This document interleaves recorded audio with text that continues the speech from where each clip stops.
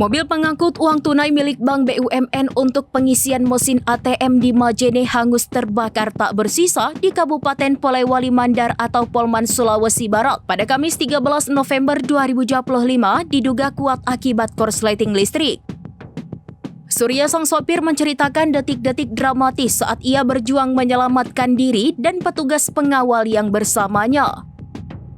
Menurut Surya, awalnya ia hanya mendengar suara aneh seperti percikan api dan mencium bau tak sedap di dalam mobil. Merasa ada yang tak beres, ia langsung memberitahu petugas pengawal. Tiba-tiba petugas pengawal langsung meloncat keluar dari mobil. Surya pun dengan sigap menepikan mobil dan segera keluar menyelamatkan diri. Ia menjelaskan bahwa api yang semula hanya berupa percikan, tiba-tiba membesar dengan cepat dan melahap seluruh badan mobil. Meskipun bersyukur nyawa dirinya dan petugas pengawal selamat, Surya tidak bisa menyembunyikan kekhawatiran atas nasib uang tunai yang mereka bawa. Di tengah puing-puing mobil yang hangus, polisi menemukan sebagian uang tunai yang masih utuh.